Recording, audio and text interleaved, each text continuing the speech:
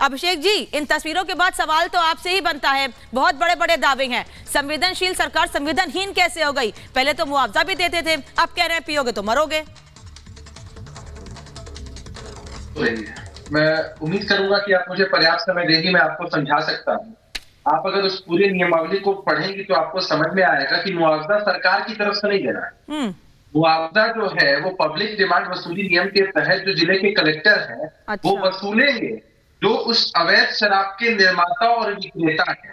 तब प्रावधान है कि 4 लाख का मुआवजा मृतकों को, 2 लाख का मुआवजा गंभीर रूप से जो घायल है, 20,000 का मुआवजा उनको जो कि छिटपुट तरीके से बीमार पड़े हैं उनको देना है। तो सरकार को नहीं दे रहा है ये मुआवजा। और पिछली बार जो हुआ था वो भी सरकार की तरफ से नहीं था। सरकार ने इस प्रत्याशा में कि हम वसूल लेंगे उनसे, और सरकार की तरफ से दिया गया मुआवजा फिर कोर्ट की तरफ से स्टे लग गया। सुनिए, अच्छा, तो मैं उम्मीद करती हूँ कि 20 सेकंड आप मुझे सुनेंगे। मैंने आपको सुना, मैं उम्मीद करती हूँ 20 सेकंड आप मुझे सुनेंगे। ये सब घर से ही हैंडीक्राफ्ट का बिजनेस करके हर महीने लाखों कमाते हैं। आपको भी ये करना है, इनसे सीखना है तो फ्रीडम ऐप को अभी डाउनलोड कीजिए। ऐलान कौन करता है मुआवजे का? मैं करूंगी, धनंजय जी करेंगे, या अनुज जी कर सकते हैं, या आप कर सकते हैं? कोई नहीं कर सकता है ना। ऐलान तो मुख्यमंत्री ही करेंगे मुआवजे का।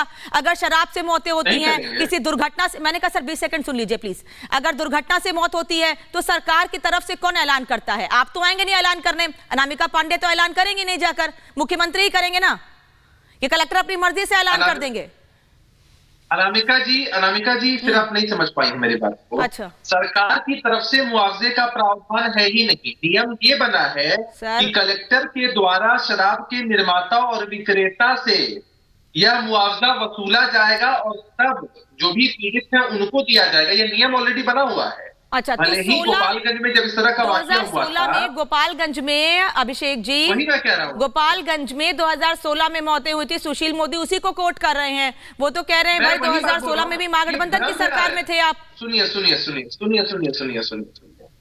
सरकार ने 2016 में जो मुआवजा दिया था वो इस प्रत्याशा में दिया था कि कलेक्टर के द्वारा उन निर्माता और विक्रेता से मुआवजा वसूल कर लिया जाएगा, तब तक अब नहीं कर पाएंगे, राहत मिल जाए। अरे मुझे बताइए, अब नहीं वसूल कर सकता है कलेक्टर? आप मुझे बोलने नहीं देंगे। कलेक्टर वसूल, सर मुझे इतना बता दीजिए, कलेक्टर अब वसूल नहीं कर सकते। सिर्फ इतना मैं आपको वो दे रही हूँ। मैं आपको 30 सेकंड दे रही हूँ पूरा। मैं चुपचाप बैठी हूँ, आप इतना बता दीजिए कि क्या कलेक्टर अब मुआवजा वसूल नहीं कर सकते हैं? क्या जो मनी है उसे रिकवर नहीं कर सकते हैं? 30 सेकंड आपके पास, बोलिए।